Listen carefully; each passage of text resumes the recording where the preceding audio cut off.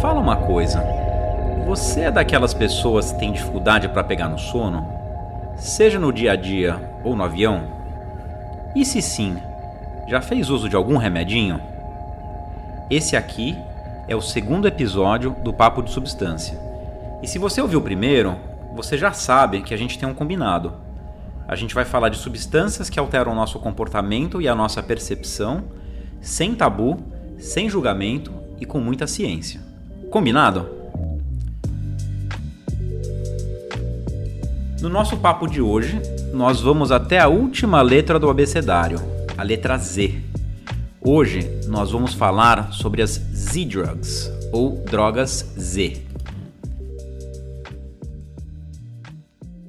Bom, na verdade, essas substâncias não são exatamente drogas da maneira como nós referimos a drogas em português. Em inglês, a palavra drugs é utilizada para se referir tanto a drogas como a medicamentos. Aqui no Brasil, de certa forma, a gente também usa essa palavra para falar de medicamentos, já que nós chamamos farmácias também de drogarias. Acho que vale destacar aqui que apesar da palavra farmácia ser menos, digamos, agressiva, porque não remete a drogas, ela tem origem no grego pharmakon, que significa ao mesmo tempo remédio e veneno. É aquilo, né? A célebre afirmação de que a diferença entre o remédio e o veneno é a dose é uma frase do Paracelso, o médico e físico do século XVI. Essa pequena digressão é um modelo para ser pensado a todo momento quando a gente fala de substâncias. O que torna uma substância nociva? Quando que um remédio deixa de cumprir uma função terapêutica e vira um problema? Um remédio pode virar droga? Pois é exatamente sobre isso que vamos falar hoje, usando como exemplo as drogas Z.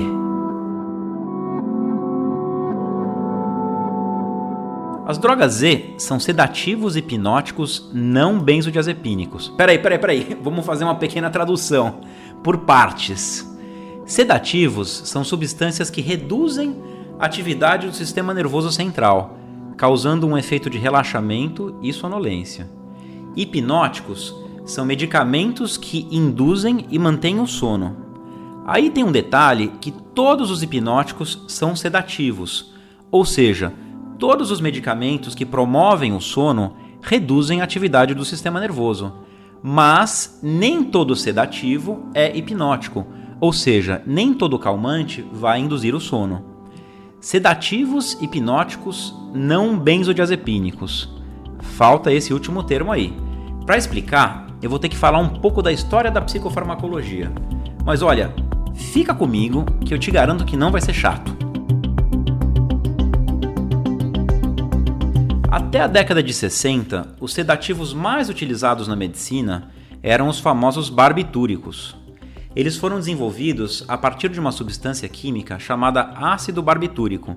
Tinham ação sedativa e hipnótica e foram descobertos por Adolf von Baeyer em 1864. Esse cara foi o Nobel de Química em 1905, mas ele não tem nada a ver com a farmacêutica Bayer. Pequena nota, o cientista que tem de fato a ver com a Bayer é outro, é o Friedrich Bayer. Nós vamos falar sobre duas substâncias muito importantes que foram desenvolvidas em um intervalo de apenas 2 semanas pela Bayer em 1897. A gente vai falar disso mais pra frente.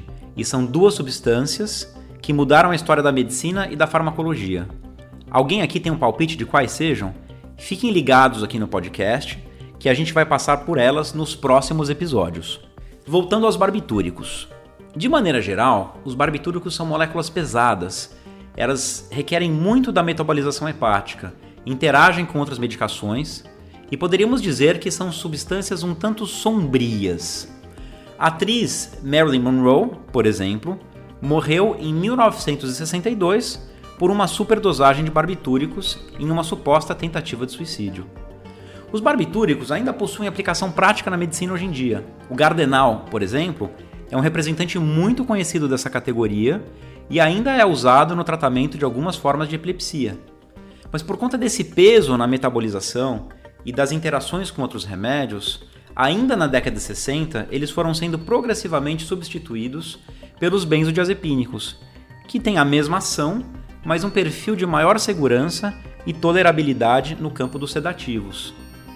Os benzodiazepínicos são os ansiolíticos de tarja preta.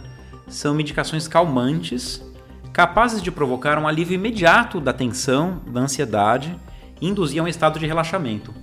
Alprazolam, bromazepam, clonazepam, diazepam. Por esses nomes, talvez você não reconheça, mas se eu falar os nomes comerciais Frontal, Lexotan, Rivotril, pode ser que você descubra que até toma um benzodiazepínico. A lista é bem grande, mas esses são os mais populares. Pois os benzodiazepínicos foram descobertos em 1955 pelo laboratório Hoffmann-La Roche, ou seja, quase 100 anos depois da descoberta dos barbitúricos. O primeiro representante foi o clordiazepóxido e em seguida veio o diazepam, em 1963. Eu falei que essas medicações substituíram os barbitúricos por causa do perfil de tolerância e segurança muito melhor. Segurança do quê? Sobretudo quanto ao potencial de induzir depressão respiratória, ou seja, um colapso do reflexo respiratório que leva à asfixia. Esse é sempre o maior problema de substâncias que reduzem a atividade do sistema nervoso, sejam elas álcool, sedativos ou opioides. Como é de se esperar, os benzodiazepínicos foram recebidos com muito entusiasmo por conta desse risco menor, e na década de 70 chegaram à lista das medicações mais prescritas no mundo. O entusiasmo começou a arrefecer a partir da década de 80, quando os médicos perceberam que sim, elas eram mais seguras nesse aspecto da respiração, por exemplo, mas tinham um alto potencial de desenvolvimento de abuso e dependência. Pô, doutor, mas hoje você tá cheio de dar volta. Se o tema é Z-Drugs, por que falar de sedativo, barbitúrico, benzodiazepínico? A história é simples. E é o seguinte, a história se repete. Até nesse nicho da psicofarmacologia. Se os benzodiazepínicos foram desenvolvidos como uma resposta mais segura aos barbitúricos, as Z-Drugs fizeram esse mesmo papel a partir dos anos 80 em relação aos benzodiazepínicos. E se a história se repete, você já deve ter adivinhado o próximo passo. Tínhamos barbitúricos, daí uma festa, porque desenvolvemos medicamentos mais seguros, os benzodiazepínicos. Aí descobrimos que os benzodiazepínicos não são tão assim seguros. E aí uma festa, porque desenvolvemos medicamentos mais seguros, as Z-Drugs. E claro que a gente ia descobrir que as Z-Drugs não são tão seguras assim. Finalmente, vamos falar sobre elas. As Z-Drugs, ou drogas Z, são medicações desenvolvidas a partir da década de 90 para o tratamento da insônia. São chamadas de drogas Z porque o nome delas começa com a letra Z. As primeiras dessa categoria a serem desenvolvidas foram o Zolpidem, a Zopiclona e o Zaleplon. Talvez você conheça pelos nomes comerciais. Aqui no Brasil eles são o Stilnox, Imovane e o Sonata. Elas são denominadas não benzodiazepínicas porque atuam em receptores do cérebro de maneira diferente dos benzodiazepínicos. Vou explicar de maneira muito resumida. O funcionamento do cérebro é regido por neurotransmissores, que são substâncias químicas que transmitem informações de um neurônio a outro, compondo redes neuronais. Para cada neurotransmissor, nós temos um receptor correspondente no neurônio. É um modelo chave e fechadura, no qual o neurotransmissor é uma chave que encaixa certinho em determinada fechadura, que é o receptor que vai receber aquela informação. Quando nós falamos em reduzir a atividade dessa rede para promover relaxamento, alívio de ansiedade, indução do sono, nós vamos pensar no GABA, o ácido gama-aminobutírico, um receptor, uma fechadura que tem uma particularidade. Receptores tipo GABA são fechaduras que aceitam várias chaves diferentes. Vamos dizer que é uma fechadura eletrônica que aceita várias senhas diferentes. E o GABA é uma fechadura bem generosa. Todas as moléculas que possuem a função de redução da atividade do sistema nervoso vão de alguma maneira conseguir entrar na fechadura do sistema GABA. Benzodiazepínicos, barbitúricos, anestésicos, anticonvulsivantes, o álcool, todas essas substâncias têm esse efeito de redução da atividade. Logo, elas atuam no sistema GABA. E claro, as Z-Drugs também. Mas qual a diferença entre todas essas substâncias e as drogas Z? É que as drogas Z atuam numa subunidade específica dos receptores GABA chamada alfa-1. Ao contrário dessas outras moléculas todas, que agem em todos os segmentos dos receptores de GABA, as Z-drugs agem numa pequena porção específica dos receptores. E isso faz com que elas tenham um efeito mais rápido e uma eliminação mais rápida, diminuindo o efeito residual e diminuindo o potencial de sedação durante o dia. Dá para entender como esse pequeno grande diferencial fez as Z-drugs ganharem muita popularidade, né? Imagina, um remédio capaz de induzir a um estado de sono com eliminação rápida do organismo e poucos efeitos colaterais, quem é que não vai querer tomar? Até quem tem um problema de sono bem leve ia querer. Pois é, no começo se achava tanta coisa das Z-drugs, se achava que elas não geravam dependência. Se achava que elas eram tão seguras, mas tão seguras, que eram as ideais para se prescrever para a população acima dos 65 anos, uma vez que é a população que tem a maior prevalência de insônia e precisa de um perfil super seguro de medicamento. Tanto que os dados mostram que 1/3 das prescrições de Z-drugs é para indivíduos acima de 65 anos. Se achava que era esse mar de rosas, mas qual é a real das Z-drugs hoje em dia?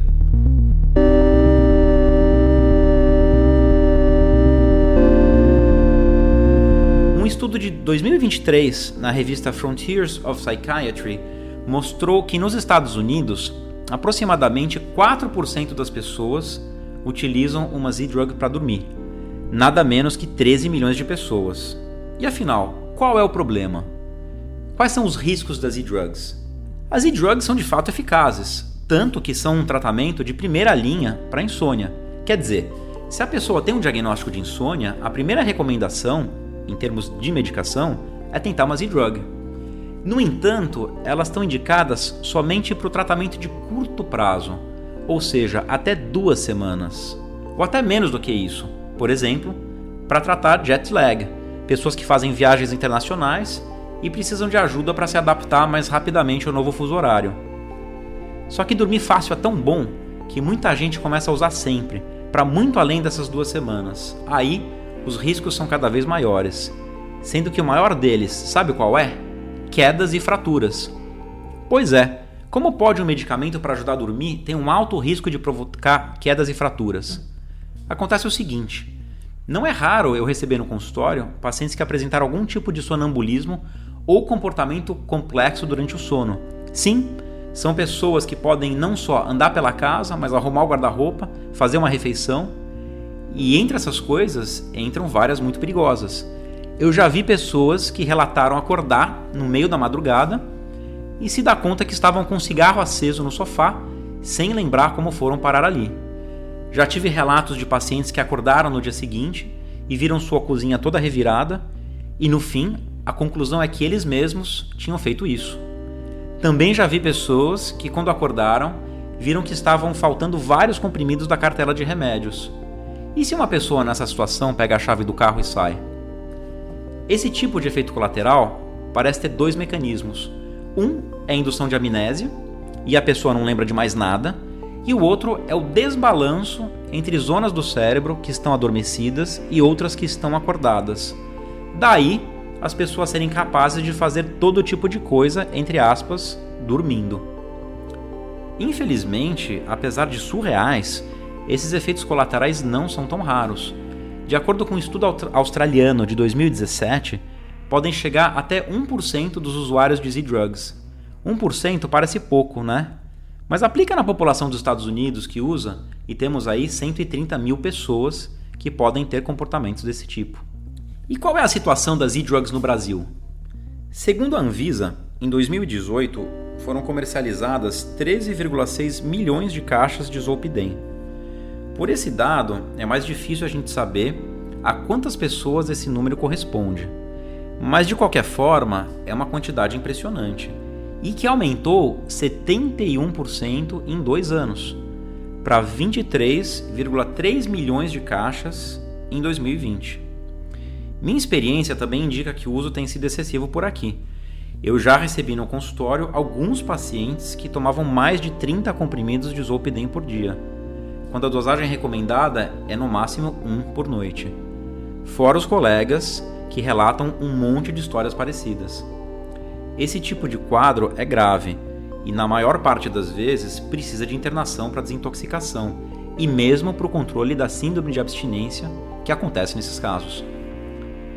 Diante desse cenário, em 15 de maio de 2024, agora, né, e é uma portaria que vai entrar em vigor, ou melhor, entrou em vigor no dia 1º de agosto, a Anvisa emitiu uma portaria que modifica a maneira como essa medicação é prescrita no Brasil. Antes, uma Z-Drug podia ser comprada em qualquer farmácia com uma receita branca, que pode inclusive ser emitida digitalmente. Qualquer médico pode emitir essa receita. Com a nova portaria, as Z-Drugs se tornaram medicações de tarja preta e precisam de uma receita azul, do tipo B1, para serem incorporadas na farmácia. Não são todos os médicos que possuem autorização para emitir esse tipo de prescrição. Para obter autorização, é necessário um cadastro nos órgãos de vigilância sanitária. Daí, o especialista obtém um talonário contendo a sua identificação e um número restrito de receitas que ele pode prescrever num determinado período, sendo necessário pedir renovação da autorização caso esse número se esgote. Assim, espera-se restringir um pouco a distribuição de prescrições.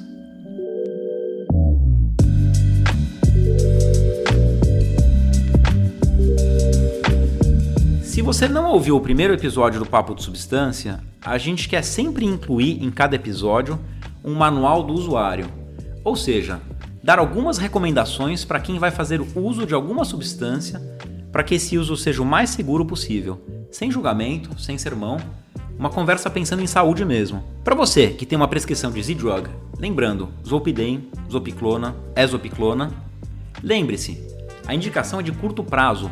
Lute contra a tentação e não ultrapasse aquele período de 2 semanas que eu falei. Nunca misture com álcool. O álcool potencializa o risco de quedas e sonambulismo com aqueles comportamentos arriscadíssimos que eu falei. Nunca tomar mais do que o prescrito. Lembre de perguntar para o seu médico sobre a possibilidade de interação com outros remédios que você possa estar usando. E é muito importante dormir num ambiente seguro, sem obstáculos, sem tapetes que possam escorregar, caso você tenha um despertar sob efeito da Z-Drug. Isso minimiza o risco de queda. Quando tomar, é muito importante dormir em seguida. Ficar acordado ou realizando tarefas logo após tomar a medicação pode aumentar o risco de não ter uma indução do sono completa e levar ao sonambulismo ou amnésia. E cuidado com o uso de celular antes de dormir, que eu sei que muita gente faz. Não tome a medicação e fique mexendo no celular, porque existe o risco de mandar alguma mensagem ou gravar algum vídeo inapropriado para alguém. Bom pessoal, conforme eu combinado lá no começo, esse aqui é um espaço sem vergonha, sem julgamento, né? Então, espero que vocês tenham gostado e qualquer dúvida, crítica ou sugestão, vai lá no Instagram, no @papo_de_substância e deixa a sua impressão. Segue a gente lá para não perder o próximo episódio, que será Vem Vance e a Faria Lima.